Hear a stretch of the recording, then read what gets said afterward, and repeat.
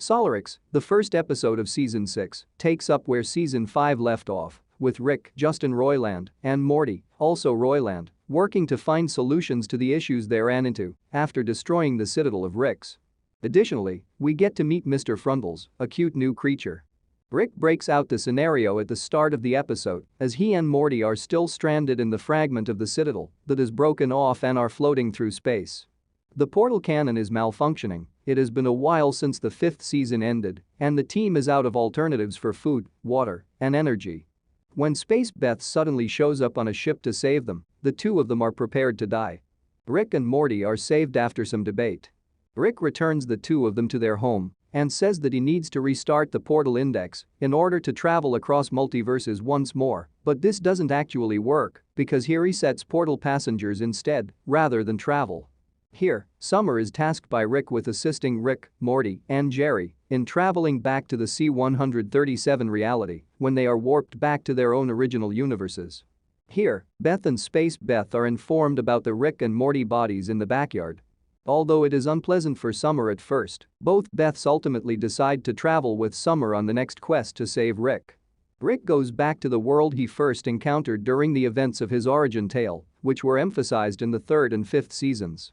Morty is transported to his original universe, which had been Cronenberged back in the 1st season, as fans may recall, and it is revealed that he has created a version of his deceased wife Diane as an AI that haunts him, that is always one room away to prevent him from having any closure or comfort. Morty eventually runs into Jerry from the Cronenberg universe while navigating the Cronenberg universe. Returning to Summer and the two Beths, we see Beth clumsily navigating the missing as Summer tries her best to enjoy herself with her hip new mom. Everyone else is caught in a time loop that has been frozen at the exact same day as when Rick's original Diane and Beth had passed away. It is then revealed in Rick's original universe. All of the people are now aging at a constant rate while their minds are resetting. The Rick he has been looking for since the Season 5 flashback is one he won't be able to locate, Rick then says.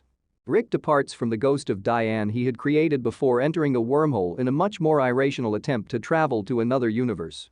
Returning to Morty, it is revealed that Beth and Summer from the Cronenberg universe have passed away since we last saw them. As a result, Jerry has developed into a survivor who has been able to live at the expense of his humanity. Then he flees after stealing all of Morty's belongings. When Morty finally catches up with Jerry, he tries to reason with him, but Jerry is upset since Morty abandoned him and left the universe to perish. Jerry rejects Morty's offer to take him to another universe and continues. Rick is able to locate himself in the midst of his wormhole, and it's at this point that Summer recognizes that if he's having difficulties leaving his own reality, it's likely that the Rick he's looking for is having trouble finding him as well. Rick entirely switches gears to finding Morty's Rick after reuniting with Morty. He says that Morty's original Rick from the Cronenberg reality, who slaughtered his family, did not actually pass away, but simply left Morty behind. In the hopes that the Rick he was looking for would return, Rick had specifically chosen this Morty. This other Rick, later identified as Rick Prime, who will be referred to as such in this recap, finds the C-137 Rick and follows him to a sphere buried in space. As part of an elaborate trap he had set up to mess with any Ricks that could find him, Rick Prime taunts C-137 Rick by actually appearing in front of him, but also possibly not. Rick wants to follow Rick Prime, but Morty dissuades him from doing so. Invoking the fact that they have shared so many adventures, they can be considered grandfather and grandson in all except name. Summer intervenes in the conflict between the two Beths for Summer's attention by explaining that she genuinely just wants to hang out more without being fixated on it. After rescuing the Beths and Summer, Rick and Morty travel in quest of Jerry in his native realm after he had swapped out at the Jerrybury.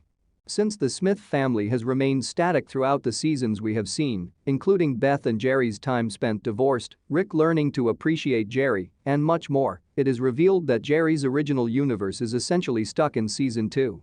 This is because the Smith family has never changed. By flipping the bird, Jerry defeats his biological family and the family reconciles. When they return to their own reality, however, Season 2 Jerry unintentionally releases Mr. Frundles, an adorable extraterrestrial creature that immediately bites and infects everything in its path with friendlies. The entire family buries their elder selves in the backyard after traveling to a new timeline in which the Smith family, as well as Space Beth, had been slaughtered. The only downside to this alternate reality is how strangely they pronounce Parmesan, and Rick tells Morty that he's not truly baked because Prime Rick doesn't really care about him or anybody else. Contrary to what Rick tries to claim, this Rick has no sympathy whatsoever. The episode's post-credits scene shows that Prime Rick approaches Jerry in the Cronenberg universe about speaking with a child or someone who looked like him. Rick was the Rick we had first seen in the sphere. After that, Jerry suggests a team-up, and when Rick Prime declines, Jerry tries to kill him. Rick Prime kills Jerry as soon as Jerry's neck begins to mend. Jerry asks Rick Prime, who has been trying to figure it out himself, why he is there as he dies.